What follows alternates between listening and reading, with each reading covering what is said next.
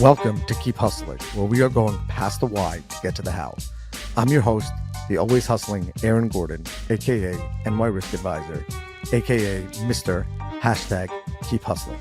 In this podcast, we will be diving deep into the professional and personal successes of our guests to find out how they hustled through the most difficult times in their life and their development to achieve the success they've gotten to today. So buckle up for what hopes to be an amazing ride. And of course, now and always, keep hustling. Welcome to Keep Hustling with my guest, Josh York. Josh, thank you for being here. Oh, Aaron, thank you for having me, man. I'm excited to be here. Josh, you are the ultimate hustler. So I am so excited that you came on the podcast, and I can't wait to tear it up with you finally. So let's get right into it. What do we need to know about the upbringing of Josh York that led you to be the hustler that you are today and launch the most incredible company in Gym Guys? I appreciate that, man. The upbringing, wasn't the best. Was actually wasn't good at all. But bad times create strong people. Good times create weak people. So you got to always make sure you put yourself through struggle. So growing up was not great, but honestly, I wouldn't change anything because it made me who I am today and created a real resilient type of person that honestly can push through anything. And that's very, very important. So a lot of people, and I love that you said that, but a lot of people who go through tough times don't find that resiliency. Where do you think that resiliency, because I agree with you.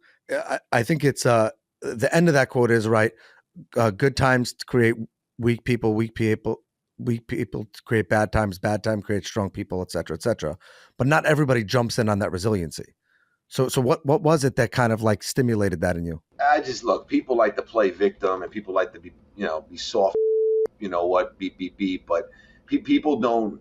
The problem is, we need stronger leaders in the world. That's honestly the problem, and you can't create strong leaders without going through hardship, listen, I don't say this to be arrogant or conceited, but I'm the best in the world and no one could touch me. And that's what I believe. But where does that come from? I don't know. I was just always different. I just always felt like I was better than everybody else all the time, literally. I would just laugh inside sometimes when I would hear teachers speak to me or hear certain people speak to me. I remember when, I'd never been drunk before. I'd never spoken a cigarette. I'd never been high. And I remember when I used to get peer pressured all the time as a kid. And I always remember thinking to myself, this is my superpower. And, people don't understand that, but but someday people will understand that. I don't know. I just always had this different type of thought process. Just always. I always wanted to be one. Like wherever I would show up, I was always the first person. Whether it was working out, whether it was to hockey, whether it was at recess at school, I was always number one.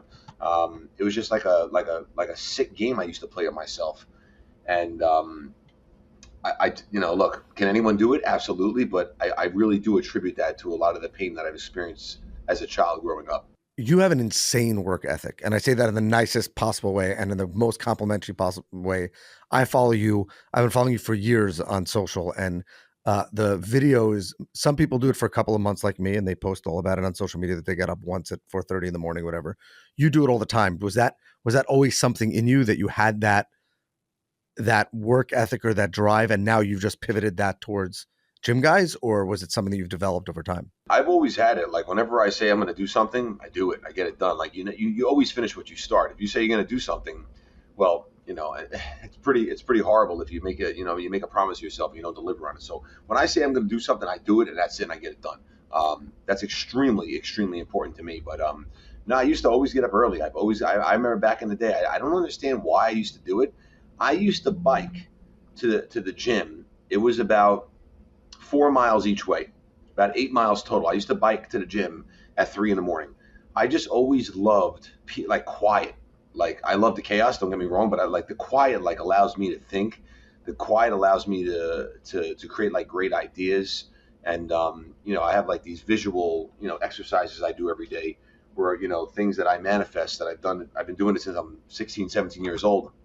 Every single thing that I've manifested and I believed and I seen in my head that I played over and over and over obsessively has come true. Every single one of them, and every single one that I continue to think about are coming true. So it's just a time where the rest of the world is not operating yet, and that's when I like to start operating at. So my next question usually is, what has been the most pivotal moment in your career? But before you answer that, I want to ask you about a specific moment that I know you had that inspired me. And that is, I believe, correct me if I'm wrong, that Gym Guys was started at your parents' dining room table. Yes, my parents' dining room table is where I started the business. Yeah, that was in 2008 with $15,000. This podcast is all about inspiring others to hustle through the difficult times. It's not just about the why, but it's about the how. And what was going through your mind at that moment? Like, obviously, you had a dream of starting a business, but a lot of people probably would have called you nuts. So, what was that? Take us to that moment at that dining room Yeah, table. nothing's changed. I just always said I'm going to build the largest fitness brand in the world. That's it. That's been the same thing. I've never changed that direction, never changed that vision. I never changed those words. I still everyone knows when I say worldwide. I've been saying that from day one, and I still say it. I've been saying it for the last 15 years. So nothing's changed. Same, just more. Just more. We're more established now. We're international. We service over 2,000 cities. We're become a very big company. We employ over 1,000 people now. So. We come a very long way from my parents' dining room, but nothing's changed. Like people don't realize things take time. People lack patience, right? They lack patience, and they lack the ability to take action. I always say you got to be patient with results and impatient with action. And action, what's going to take you to the promised land, is just you got to be consistent in doing that 7 days a week, over and over and over and over and over and over again, until you start getting those small wins, and those small wins start to build and start to build and start to build. The next thing you know, you start getting some momentum. Then you get run over by a truck, right? And then then you take 20 steps back because something happens. Someone screws you over. Someone lies to you. Someone steals from you. Something happened, and then you got to move forward again. But then you move 30, 40 steps forward. Then you get hit again with another truck, and then you got to go back a little bit more. But listen, it's a game. That's what it is. It's a game. And in order to be successful, you can't stop playing the game. The problem is, I saw this diagram online. It was fantastic. I should find it and print it out. But it's like two cavemen in a cave, and they both have like little axes, and they're chipping away. One of them's going hard, chipping away. The other one is pretty much right there, but you see him with his back turned, walking the other direction because he quit. Like people don't realize, like your dreams are much closer than you think they are. Like that moment, that monumental, game-changing day could be the next day, but you quit a day early because you're soft, right? Now, look, how do you know you're onto something? Well, there's a demand for it.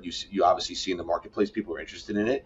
I remember when I used to be like, man, I can't wait till people start, just like applying to like work here because I need help. Like and my God, like we have thousands of people that apply on a monthly basis. So it's like things take time. But if you see you're onto something, you don't quit. You gotta keep at it. Well, you got to keep hustling. Did it happen? Looking back at it now, because I think that we can agree that your company is now established, right? Obviously, you still got to hustle and still got to grow, and there's different challenges of a 1,000-person organization than there is of one person.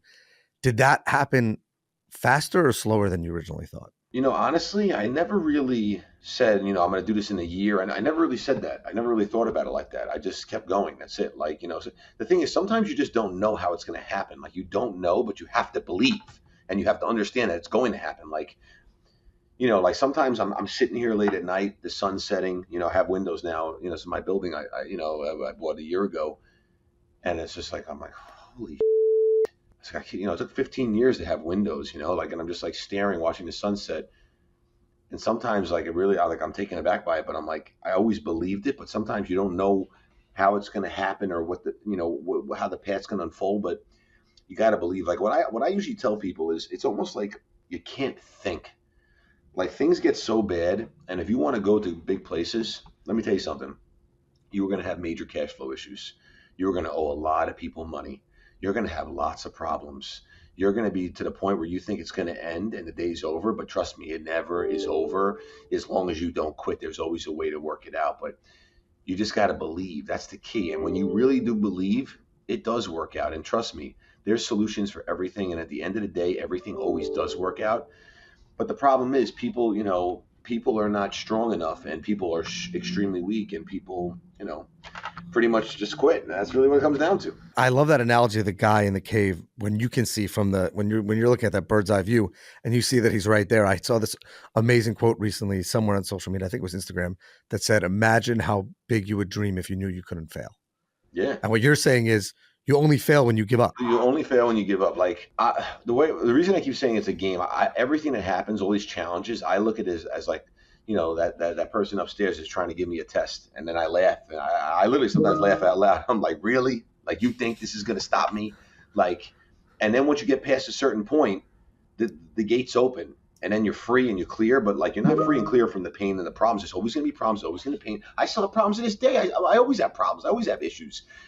That's never going to change, man. Never. You're going to always have problems and you're going to have setbacks. But at the end of the day, it's just continue to keep moving forward. I always ask, what was or is the most pivotal moment in your career to date? What is that for you? In my career, I'd say it's a couple things. Like, look, the number one, like, I love like what we do in the world. Like, we really make a positive impact, and this is just not with like adults. Like, we work with a lot of autistic children. Like, we really help people. I've gotten some calls over the years. I have like a folder full of notes just like stacked. I've had a mother call me up once crying to me. She called just to like, leave a comment to, one of our admins and let her know that how happy she is and how we changed her daughter's life. And I called her back. She's crying on the phone to me like that. Like, I love that. Like, that really fires me up. I love when I'm out somewhere randomly. Like, I was just on vacation in Turks and Caicos, and I'm literally in the hot tub with my wife and my kids. We're chilling in the hot tub, and we're just talking to this like random couple. They're from Iowa, Start talking about, what do you do for a living? And literally, I'm like, oh, I'm in the fitness industry. It's like, oh, that's so great. That's awesome. I was like, yeah, we bring the workout to you. He's like, oh, there's like a company that actually just opened up by us, called Gym Guys. We're thinking about calling them. Literally, I'm in the hot tub. They don't even know who the hell I am. And like, my wife looked at me, and I was just like that was a really cool moment.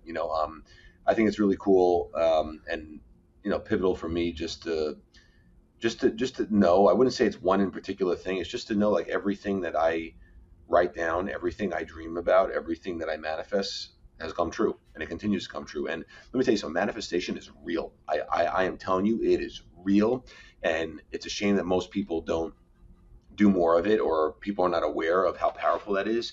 But the universe is real, and all that stuff is very, very legit. So how do you tap into that? So what I do, I've been doing this now since I'm about 17 years old. I have stacks and stacks. I could have over 100 notebooks piled in my closet. It's only before bed. It's got to be before bed. It's the only time you do it. But before bed, I literally write down 10 goals of, things I'm going to have. You don't write like I would like, or, it'd be great to have. It's I will have, I will own, I will whatever. So it's got to be in that present, like you're going to have it. And I can't tell you how many times those things have changed.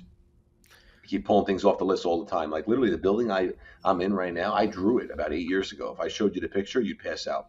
It literally looks almost exactly the same. First of all, I love driving by that building. I think I sent you a message the first time I drove by it. It was like everything was coming into the forefront. Do you ever look back at the old notebooks? Yeah, well, yeah, I look at them all the time. I've looked at them. I laugh sometimes. I remember back in the day, I used to write, I will find good parking spots for our vans, because like it was such a challenge back in the day to park the vans. It's just like laughable. Like, if you ever do like, are you familiar with like a SWOT analysis? Sure. Okay, so for those who are not familiar with it, it's, your strengths, weaknesses, opportunities, and threats. And it's part of like a, business plan or strategic plan to kind of, dive into the business. But when I look back to some of the exercises I've done in the early days around that, you just laugh at it. It's so funny, because like when you evolve and you grow and you become, a really different type of company than what you were when you started, it's funny to read some of those things. But yeah, they change all the time, but I do it before night. I never missed a night in my life, ever, never. I have literally never missed a day ever in my life. That's how you win. That's how winning is done. And honestly, if you do miss a night, then you're not too serious about getting your goals done, and your goals are never going to be accomplished. And the reason you got to do it right before you go to bed is because most people are like, oh, I'm so tired, I'll just do it tomorrow. Well, pretty much this is what it sums up. You're a loser. You're never going to be successful in life, and you're never going to achieve your goals. Wow, I love that. That's really fire. I love that. Have you looked back at the ones that you haven't achieved, and does that inspire you? I've achieved every single one. Every single one that's in there, I've achieved. Every single one. Every single one. One of them used to be, I'm going to be in Costco. I got ourselves in Costco.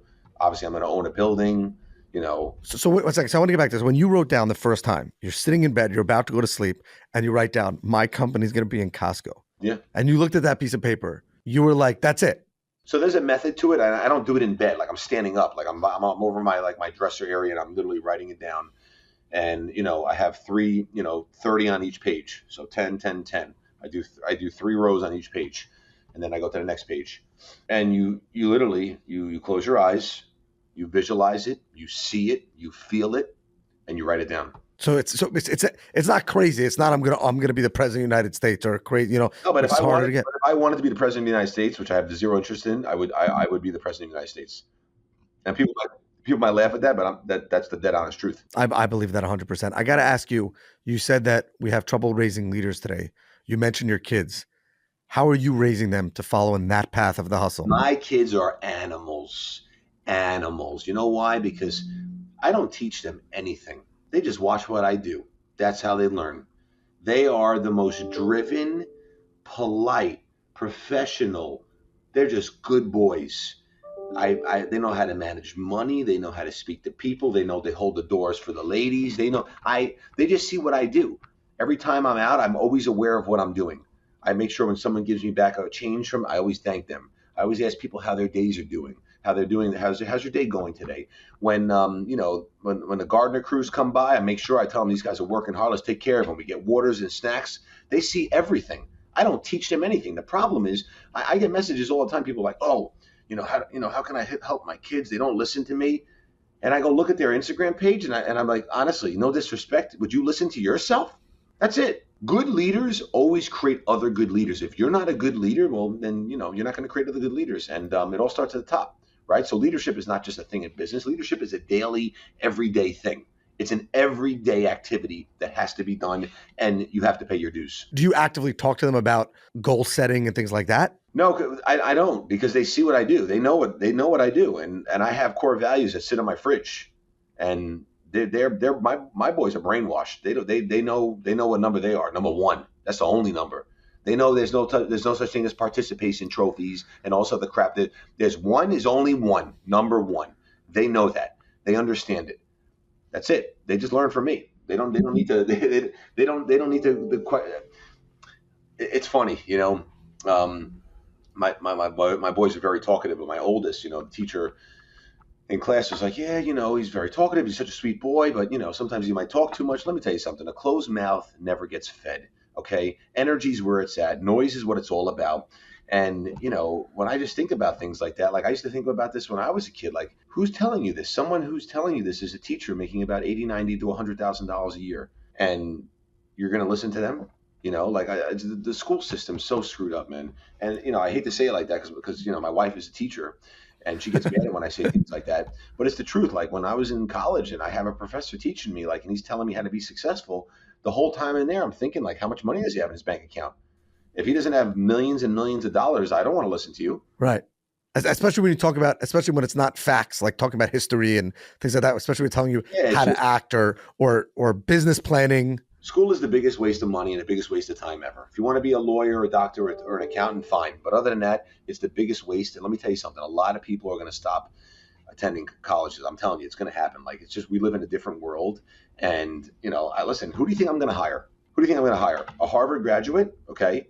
Or would I hire someone who's got experience in sales and has been out there in the field doing it? Or what about the guy or gal who's willing to get up at 4:30 in the morning to be at a client's house at 5 a.m.? That's the people you want, and never miss a day, by the way. Exactly, and that's who I'm going to hire. So it's like, I don't look at resumes. I've never looked at it. I don't look at resumes. I can care less about resumes. If I glance over it to see where they've been before, that's it. That's about all I'll do. I look deeper into that person to find out more about them and what they're about, because that's what's gonna really let me know and identify the person if they're going to be a solid fit or they're not. Do you ever have people who you feel are just not dreaming big enough or not chasing their dreams? No, not here. No.